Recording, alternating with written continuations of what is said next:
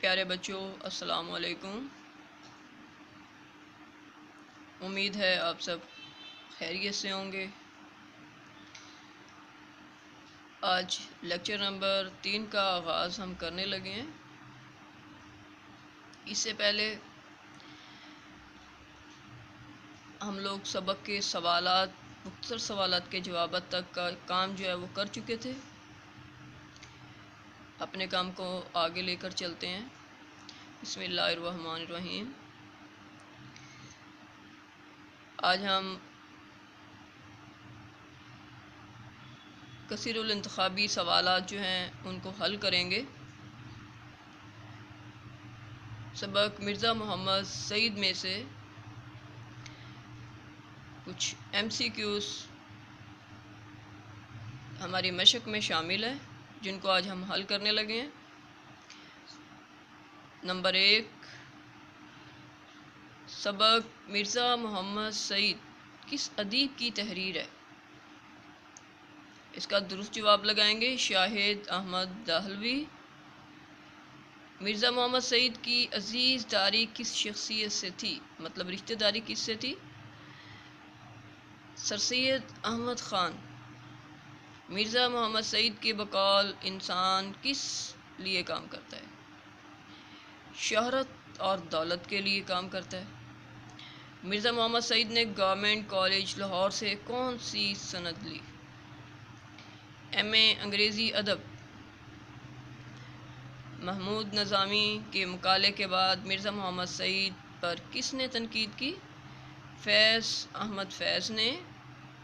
Programme دانشکدہ میں کتنے دانشور بلائے جاتے تھے؟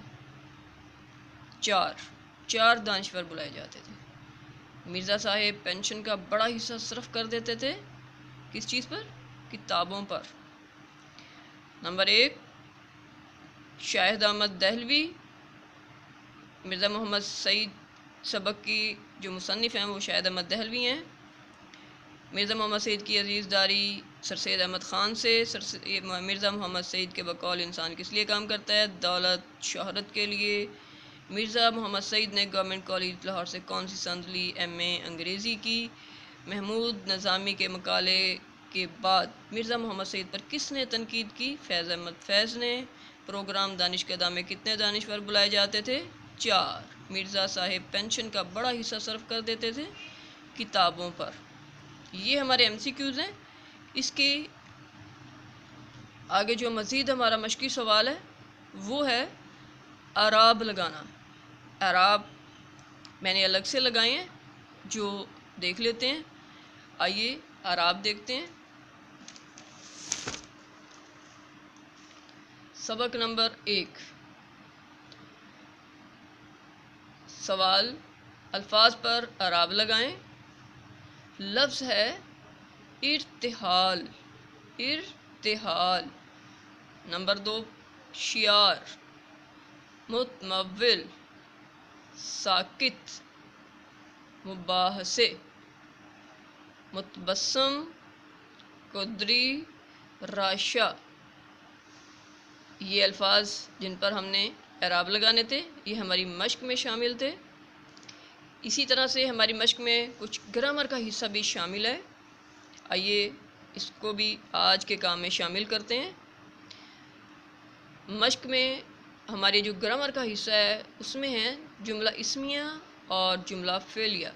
یہ دونوں چیزیں ہم جماعت نحو میں بھی پڑھ چکے ہیں، لیکن آئیے ان کو ہم دہرا لیتے ہیں ایک بار پھر۔ جملہ اسمیہ جملہ خبریہ کی قسم ہے۔ اس کی پہچان یہ ہے کہ اس میں مسند اور مسند علیہ دونوں اسم ہوتے ہیں۔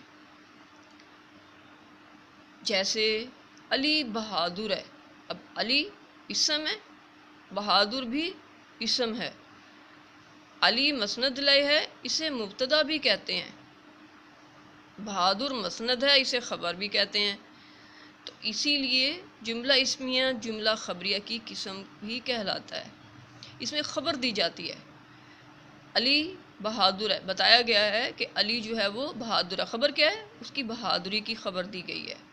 علی سے متعلق خبر ہے اس کی بہادری کی۔ اور چونکہ یہ دونوں اسم ہیں یہ اس کی پہچان ہے. علی بہادر ہے. جملہ فعلیہ، ایسا جملہ جس میں مسند الیہ اسم اور مسند جو ہے وہ فعل ہو. جیسے احمد پڑھتا تھا، احمد اسم، پڑھتا فعل. اب یہ تھا یہ کیا ہے؟ یہ فعل ناقص ہے، یہ یہاں زمانے کو ظاہر کرتا ہے. احمد پڑھتا تھا، احمد پڑھتا تھا، احمد اسم، پڑھتا فعل. اس میں اسم اور فعل دونوں شامل ہے اور اس میں دونوں چیزیں جو ہیں وہ اسم ہیں. لہٰذا ان میں یہی فرق ہے جو آپ کو پہچاننے میں آسانی دے گا کہ اس میں فعل اور اس میں دونوں اسم. آج کے کام کا اختتام یہاں تک کرتے ہیں. اللہ آپ کا حامی و ناصر ہو. اللہ حافظ.